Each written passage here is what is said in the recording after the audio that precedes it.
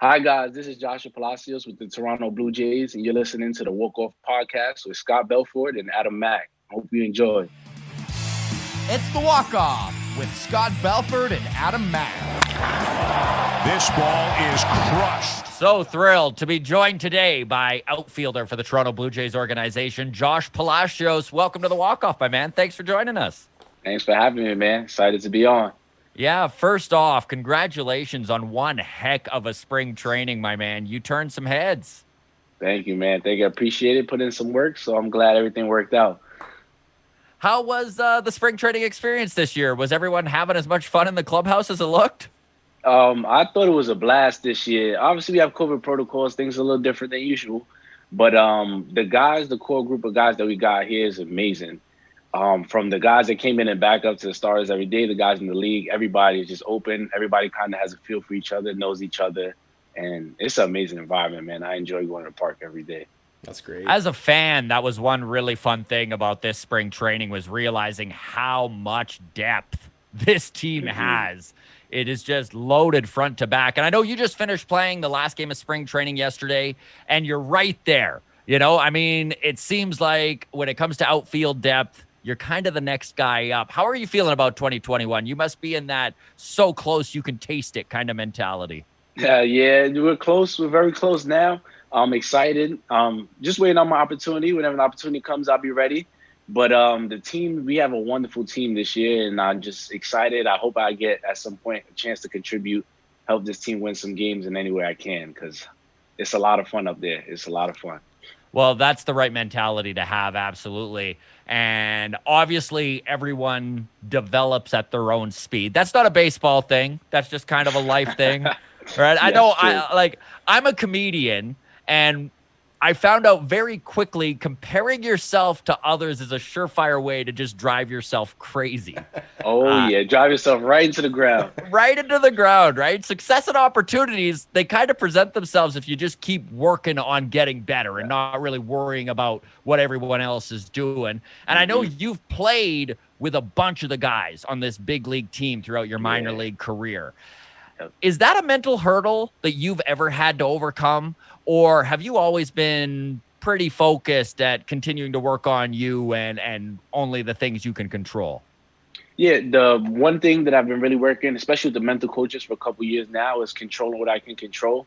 But I've kind of used it as more of like a stepping stone, because playing with these guys, knowing these guys, these are my boys, Bo, Biggio, Vlad, Lourdes. Like, I've known a bunch of these guys. I play with them. Seeing them make it kind of gives you some more hope and inspiration. Like, man, these are my boys. I play with them. They're up there. It's possible. Like, you see it happen. It's like, hey, these things are possible. These things are definitely possible. That's awesome. So you're not starstruck at all then when you're at the big league camp, eh? It's hard to be starstruck because I was living with Bo in the offseason. That's now so he's cool. a big league camp. It's just my boy. I know them from when they signed. That's amazing. Speaking of the mental side of the game, I did want to just touch on this a little because it is one thing about baseball that is always so impressive to me. And it is unique to baseball in that slumps are just like a huge part of the game. And obviously there's slumps in every sport, but baseball, it doesn't seem to matter if you're a superstar or a utility player. There's just so many mechanics in a swing that if you're just a little off, it can take some time and adjustments to get it back on track. Is there a slump that you went through in your professional career to this point that kind of stands out in your mind? What did you learn from it, and how do you approach slumps at this point in your career? Oh, yeah. I've had two major slumps, but the one that stuck out to me the most was when I was in high A. I was raking, doing everything right. It's like nothing I could do was wrong. And then my girlfriend and my best friend came down to see me. And the day they arrived, it sent me, it's not their fault, but it sent me into a spiral. So something went wrong, and I went into like a 28 at bat, like 80% strikeout. My girl's first time watching me play pro ball in real life, and my boy, and I'm just striking out left and right. I could not hit a ball to save my life. The ball just started disappearing to me. It was an invisible baseball, and I just couldn't do anything right at the time. But one thing I did learn is how I go about what I'm doing. Getting hits is kind of out of my control. Those things I can't control that. All I can control is what pitch I'm swinging at what's my mindset when I get in the box, and just trying to square that baseball up. So that slump definitely showed me like, hey, we're not going to chase some of these results that everybody else chases. We're going to bring it back to what's the process, what can I control, and then give myself the best opportunity to present myself with getting a hit.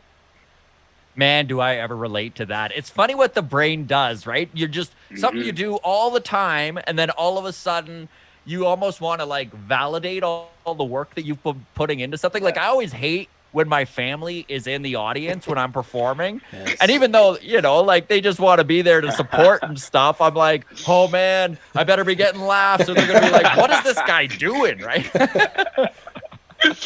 Yeah, man, you start letting all those extra things get in there, and then you end up striking out 80% of the time. Yeah. Oh, the brain is a funny thing, eh? So you, my man, you're a very experienced pro ball player at this point. You're 5 years in, and I'm sure at times it's been tough. What would you say the most valuable experience or biggest lesson you've kind of taken away from the grind that is being a minor league ball player over the last half decade? Oof. Well, I'd say two things. One, learning how to save your money.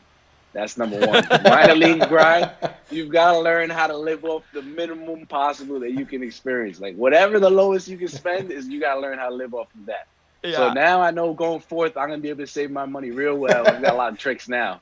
I know what I'm doing. And the second thing would be going back to what we were talking about, trusting in the process, not looking up, not constantly looking at the scoreboard. When you're looking up, looking at the scoreboard or playing that comparison game, it could almost feel like, hey, man, I don't have a shot. I may never make it. Look at all these things that have to go right. And when you put your head down, you focus and you pay attention and grind on what you can control. When you look up, or every time some things may come up and you glance, you realize like, whoa, I'm moving a lot farther than I thought I'd ever be moving, or farther than I thought I was at the moment. So one of the best things you can do is just put your head down and grind. I know it's always talked about the finances in minor league baseball. When you first started in low A, was it a little eye-opening to you, even though you'd heard all about it? When you first experience it, it opens your eyes. It does. It does. My uncle and my dad both play pro ball. They told me about the minor league grind and the bus rides and everything. And I'm like, yeah. And after a while, your dad, your uncle just telling you stories.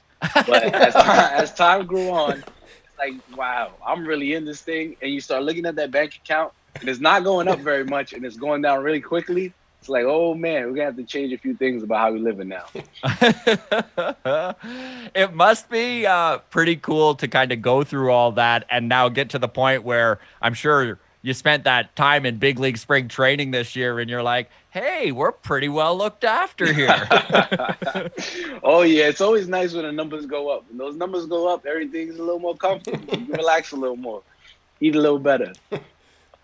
So, my man, have you always hit left-handed, or is that something that maybe like your dad or your uncle as you were younger were like, you should try swinging left? No, it's actually the opposite. Everybody tried to get me to hit righty, and I was just a natural lefty. Made no sense to most of them. The only theory they've got is my great uncle threw lefty and hit righty. So maybe there's something in there. But I was a switch hitter when I was growing up, because everybody thought like, hey, you're supposed to be able to hit right, so hit right. Yeah. And then after a while, I gave it up and decided, you know what, if I can hit lefty on lefty, I might as well just stay here. It's a little easier. Well, it's funny what a big deal baseball does make of that lefty-righty splits. Yeah. Do you prefer hitting a right-handed pitcher? Honestly, I have no preference. And at some points, I won't lie, I'd rather hit a lefty. It's almost like you have to do more things right to hit the lefty. So you give yourself less room for error, and you kind of lock it in a little more. When's the last time you hit? When's the last time you hit from the other side of the plate? Oh, we're talking senior year in high school. Senior year in high school, I was switch hitting. Quick story, twisted my ankle, couldn't hit righty, so I decided just to hit lefty. And then I realized, like, wow, all right, it's a lot easier to just stay on this left side against both these guys. So I just stuck it out. Just to concentrate on the one thing, eh? Yeah, it made things a lot easier. Do you ever think about it when you're slumping? You go, man, maybe I'll just try from the other side. Oh, now you think about everything. I've been thinking about standing up there with the middle. The guy just hit in the middle. I've definitely seen some lefties where I've been like, yeah, I should be hitting at the right side right now. It'd be a lot easier to hit off the right side. There's every once in a while, you got the guy throwing 100 like that lefty for the Phillies, where you're like, yeah, I'd rather be hitting on the right side of the plate right now. How satisfying. I've always wondered this. When you go up to the plate and the opposing manager pulls the pitcher and brings in a lefty to face you, how satisfying is it when you just get a hit anyways?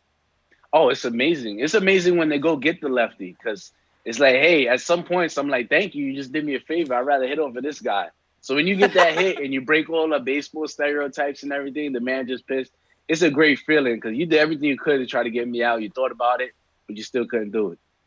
It's funny how regimented baseball is with that, eh? It's like Mm-hmm. if there's a stereotype in baseball, we stick to it. Even if the numbers don't necessarily look that way, we're doing it. That is facts. That you could be hitting 400 against a lefty, and then all right, bring in the lefty specialist. Yeah.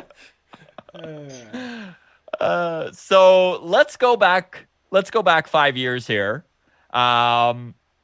You were drafted in the 4th round in 2016 by the Blue Jays. What was that experience like, my man? And did you know that the Jays were going to take you? Nah, I didn't. They were not one of the teams that I was like that were on the profile. The draft works in some ways. Like for me, it worked the morning of the second day of the draft. You get a bunch of calls from teams like, "Hey, would you sign for this?" Or "Hey, would you sign for that?" Or you get a text like, "Hey, 3rd round this money, would you sign for this?" And Blue Jays weren't in any of those discussions. So I was assuming maybe the Marlins, maybe the Phillies, maybe the Tigers. I talked through with a couple of teams, and then all of a sudden I got a phone call. Like the Blue Jay scout that had met rang on my phone, and I kind of knew what it was about. Picked it up, and he said, "Hey, this is what the offer is. This is the 4th round. Will you take it?" And I was like, "Yeah, let's go." But yeah, it was probably one of the last teams I was thinking about because I hadn't had much communication with them. How exciting was that for you? You must have been losing your mind a little bit, eh? Putting that much effort in as a high schooler, and then all of a sudden it actually happens. Oh, it was amazing, but it was also like a 50-50 because I got high standards to live up to because my dad and my uncle both played pro ball. Yeah. So it was like, yeah, we did it for a second, and then my uncle looked at me and was all right, but you're still at the bottom of the barrel. You got a long way to go now. Yeah. So kind of put that in perspective. But it was an amazing feeling to be able to chase my dream and not have to worry about anything else but baseball was kind of a relief. But the end goal was always the major leagues.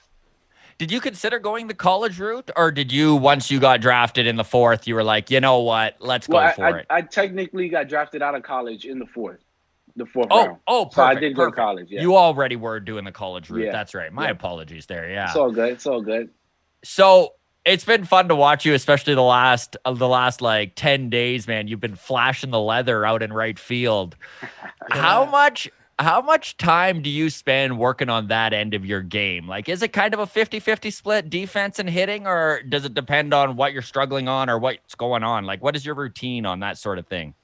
I've learned to make it a 50-50 split, having Devon White out there. The guy won 7 Gold Gloves. Right. He's one of the best to ever do it. So having spent time with him in the alt site last year and him breaking down like what it actually means to be an elite defender, what's the little ambiances of being a great defender and the little things that even regular people don't notice that great defenders do, I realized like, hey, I need to spend a lot more time on this because there's a lot of things I didn't know that you can even do out here. So after that, I realized that, hey, 50-50 split, whatever I put into hitting has got to be put into defense as well.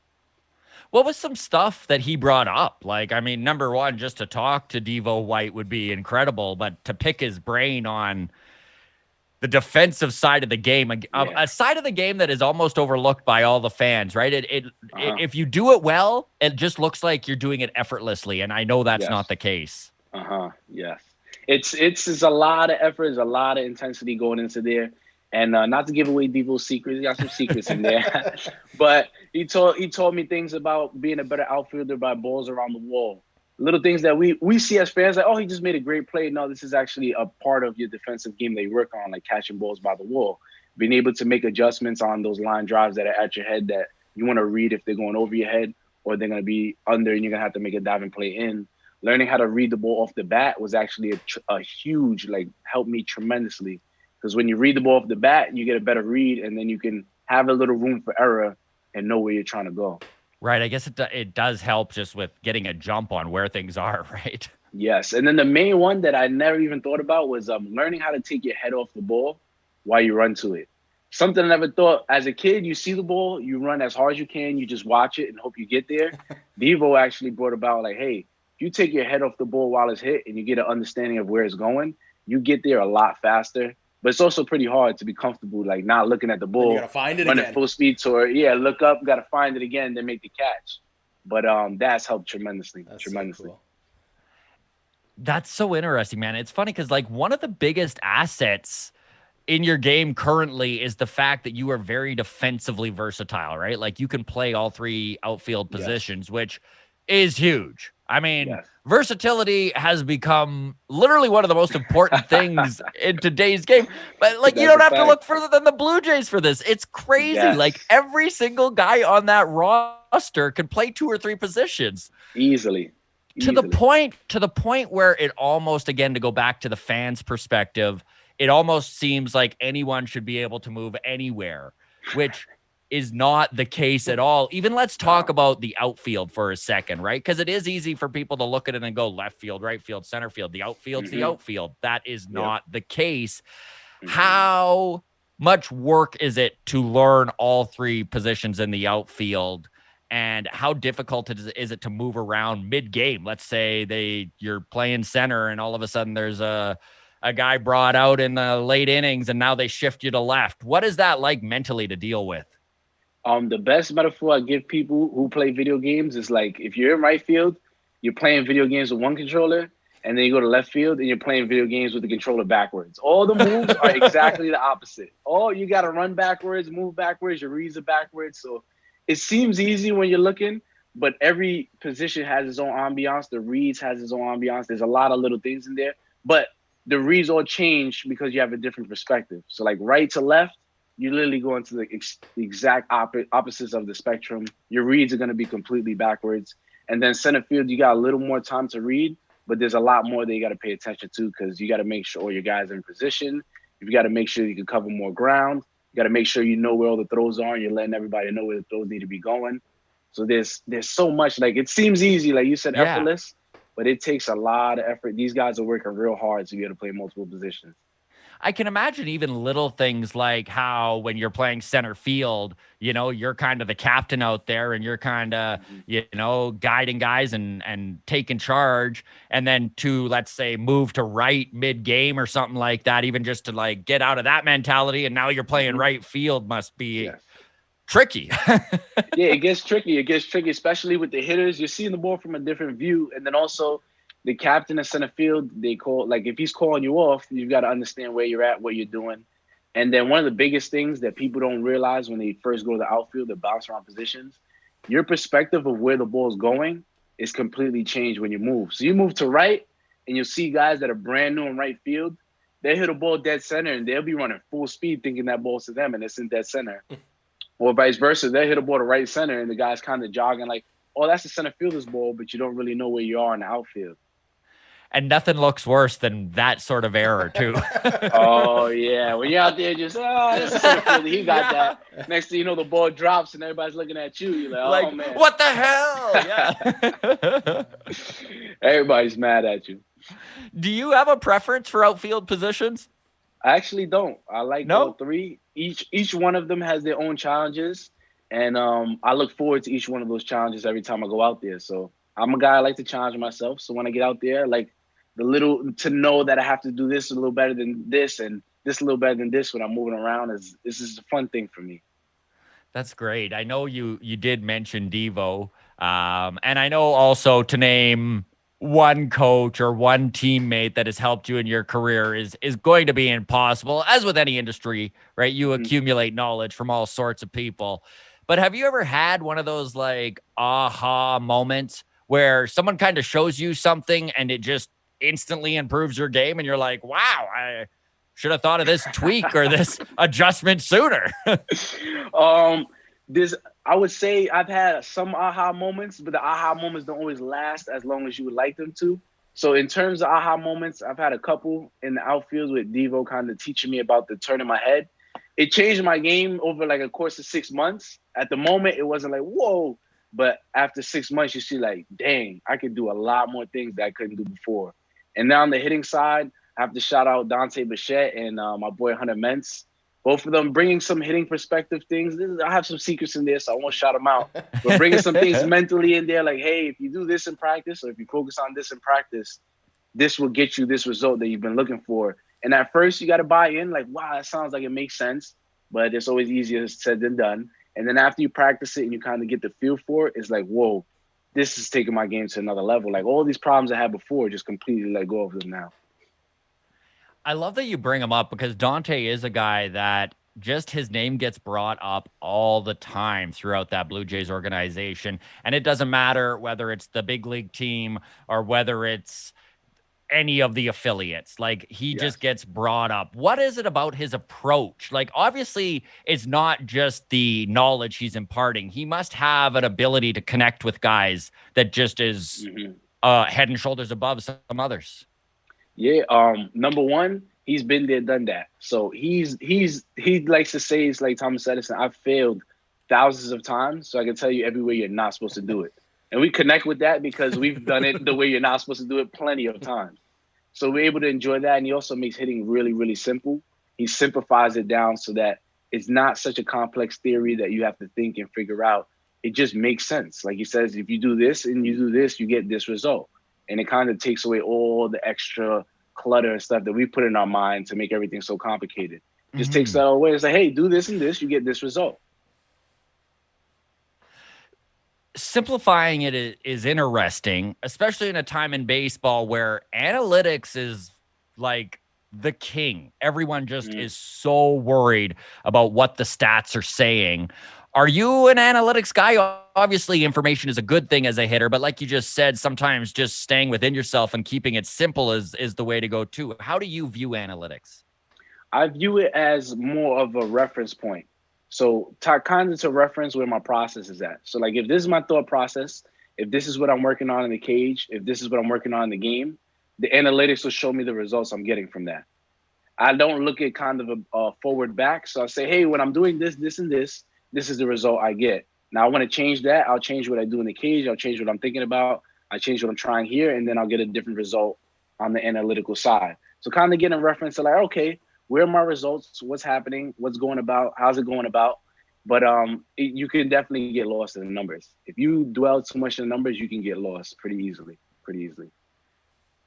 That's interesting to hear that literally paying too much attention to the numbers can just mess with your timing and stuff like that. Like, yes, because the numbers are essentially a result of what you're doing in the cage, in my mind at least, and in Dante's mind. It's a result of what you're doing in your work in the cage, and your work on BP, and your work in the game. So if you focus too much on the result, you kind of lose what got you that result, or what could get you that result. So I do want to talk about the fact you are from a baseball family. I know you brought up your dad and your uncle played professional ball. I know your brother just got drafted by the Cleveland Indians this year, which is very, very cool. And I know the Blue Jays in general are all about bloodlines. Yes, right?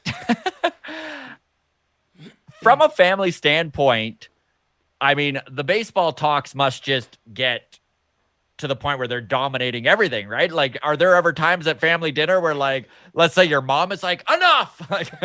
Oh, come on. It's automatic. My mom's enough. My mom's like, yo, can you please get some hits so your dad stops bothering me? She calls him the ESPN analyst. It'll be like, I have a good day. She's like, all right, thank you. I appreciate the peace and quiet. And then I have a bad day. She's like, come on, John. I need you to get some hits. I'm tired of this already. I'm tired of this. I can't handle your father when you're in a slump. I can't handle this anymore. Come on, get some hits. Give me a break, please. Oh, that's great. You're a Brooklyn boy, correct? Yes. Born and raised. Now, obviously, us Jays fans will forgive you for no matter what your answer is here. But you were obviously a Yankees fan growing up, or what? Yeah, long ago, back in the day, I was a Yankees fan growing up. A long time ago. But you know better now. Before. Yeah, I know better now. I learned the ways. That was before they tried to get me out when I was standing at home plate. Yeah. That changed a lot of things for me there. That was before you had to face Garrett Cole. Yeah. Yeah, before I had to face any of those guys. Before they were trying to get me to retire. I was a fan. So, the reason you got into baseball, like, was it because you were just like, oh my God, my dad's playing baseball? Like, it's just such a big part of the family. Was that one of the things that pushed you towards it? Yeah, it was like a family business. I don't know. I can't even remember when I didn't like baseball. It was just automatic. I was born, I think there was a bat and a ball put in my hand, and the good thing was I enjoyed it, so I just ran with it, and I've loved it ever since I was, as far as I can remember. Last year must have been such a mind twist for you, eh? Like it must have been the first time where you kind of go to spring training and then they're like, all right, everybody go home and we don't know when it's coming back. Yeah, to be a part of that, like to be part of those discussions and everything was kind of crazy. It's gonna be stories I tell my grandkids and stuff. Like I was like, whoa, I knew at some point we were living through history. We were in camp and they brought up the coronavirus and what could be and how we could protect ourselves. And then 2 weeks later, it's like, all right, guys, everybody, we're going home. It's a global pandemic right now, and we don't know what's gonna happen. It was kind of crazy to experience all that, and just to know that baseball was gone, sports was gone in general was, it was a serious situation. Yeah.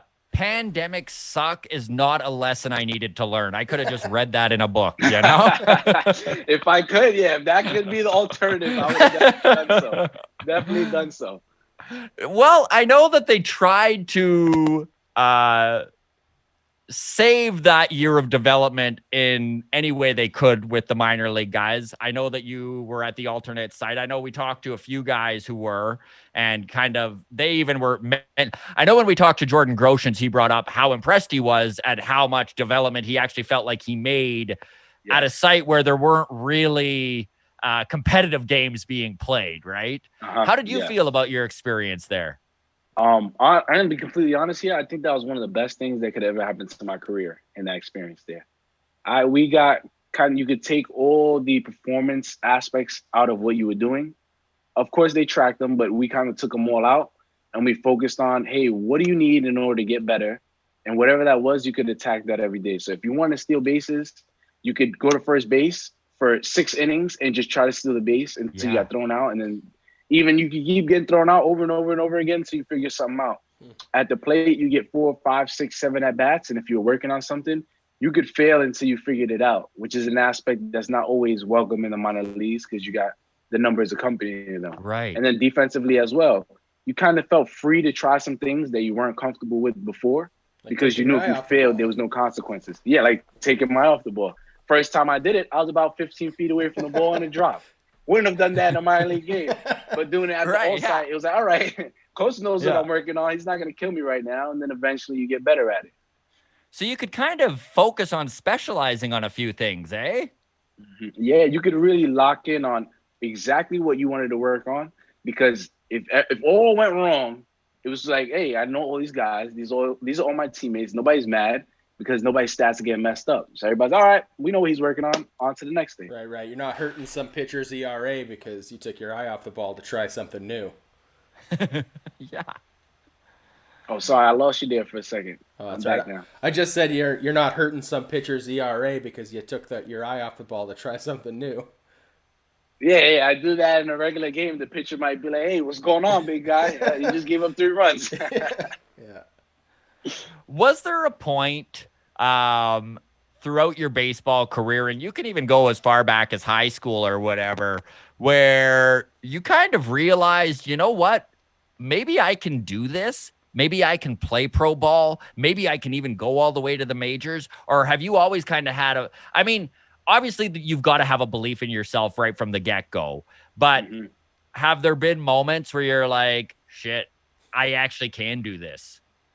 Yeah, from off the rip, my goal was always to be a Major League Baseball player. And then I had my dad and my uncle tell me, like, hey, this is possible. This is the route. But then there was times, senior year in high school, it was like, hey, I really think I have a shot at this, having scouts and everybody come in. And then after going to the SEC, playing against like one of the best college competition and doing really well, it was like, hey, I've got a shot to go to the next level. And then it kind of happens once a year where you get to a new level and the talk is always like, hey, it's a new level, so there's new opportunities and new things, and the competition level is going to be much higher than what you recently experienced. And then you have a little success at that level, or the game slows down for you at that level, and you're like, hey, I can handle this. Like, even though we're going up, I know I can handle this. So every year that happens, like once a year where things slow down, it's like, hey, I can do this. It must be a nice validating feeling when all that work you've kind of put in comes to fruition in, let's say, you get bumped up to AAA or bumped up to AA, and you do have that moment where, hey, the game slows down and now it's just baseball again. Yes, it's an amazing feeling. Kind of gives you the idea, hey, just trust in what you're doing because it's possible. Even though there's new levels, more competition, guys are getting better. The core essence of what you've got and what you're doing is enough for where you want to go. Number one, Josh, thank you so much for taking some time to talk to us here. It's been really cool over the last, I think I mentioned to you there that like we've had our listeners request us to try and get you on almost as much as anyone. I mean, you're no Austin Martin yet, but you're right up there.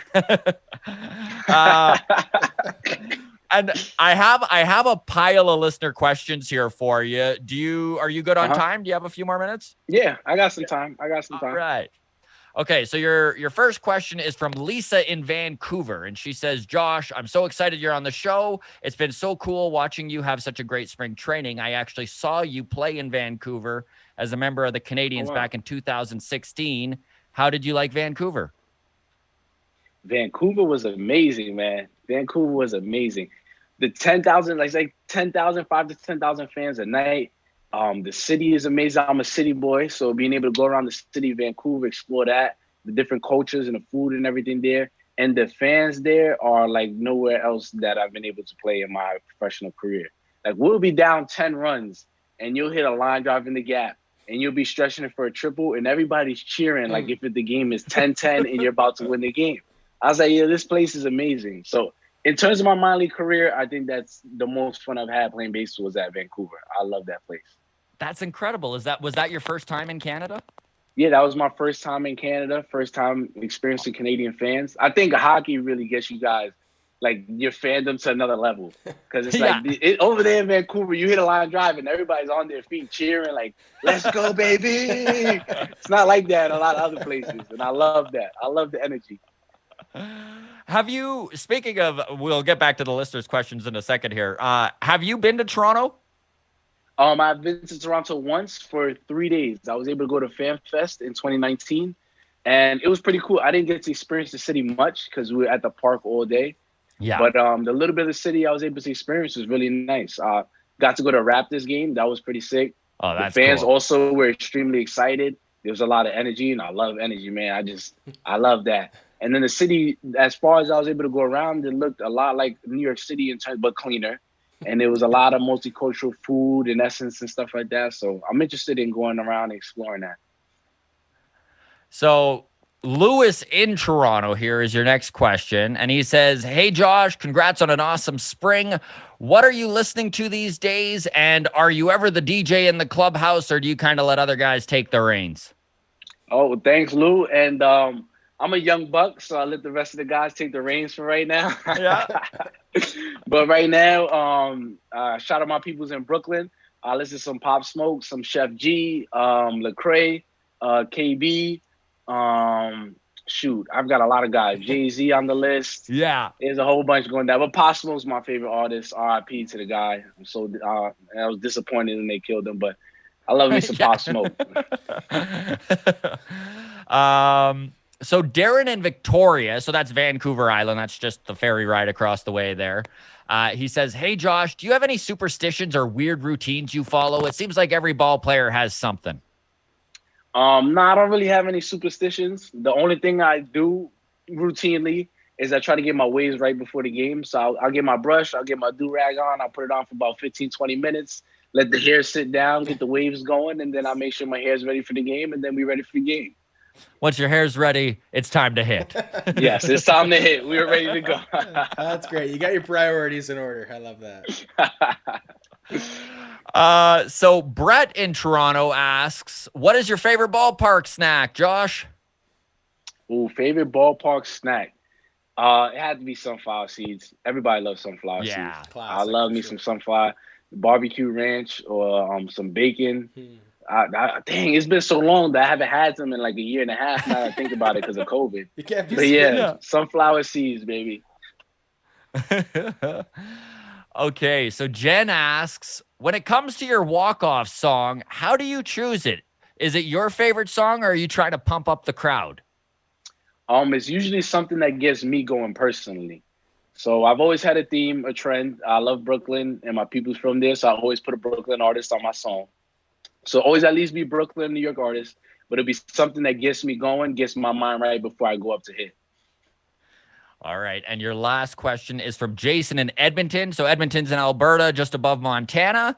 And Jason asks, he says, what is your favorite thing to accomplish in baseball? Is it a home run? Is it a triple? Is it running out? Anyways, you kind of get, he's all over the place here, but you get what he's asking. A lot of people were surprised when I say this. The triple is my favorite play in a game of baseball. Hitting that ball when you take off and you touch first base, and there's that in between of, am I trying to go 3 here or am I not? And that excitement of when you cut second base, and you're like, man, I might get hosed doing this, but I'm going anyway. Is my favorite play easily. You can let it all. You hit the ball well, run in the gap, and you can run for your life until you get to third. There's something about that, hitting that like third gear, rounding second, and you're like, all right, I'm literally going as fast as I possibly can right now. Like, yeah, you get the adrenaline pumping. Is either I'm gonna get hosed right now, or we're gonna make this look good with a slide. That's interesting you said that, because I know we've had that question a few times for guys, and triple is the thing that gets brought up the most. And I think it's just like the last guy we asked, he never played in the major, was Michael Krause. And he's a Canadian guy. He plays on the national team. He's gone all the way to AAA. Like he's played pro ball for 10 years. And he just kind of put it like, I get more home runs than I do triples, and I don't have power. So he's like, it's like, of course it's exciting. Oh, yeah. There's not many triples these days. Everybody stops at second. But I'm going to start a petition. Keep going to third. Get some protesters and signs. That's amazing, Josh. Honestly, again, we cannot thank you enough for taking the time to chat with us. All the best to you in 2021. And we look forward to bugging you when you get called up to the big league team to come on and tell us about it. Well, I'll be excited to come back in that case. Thanks, bro. I appreciate both of you guys having me on here. It's been amazing. Josh. Fun experience. Awesome. Thanks so much, my man.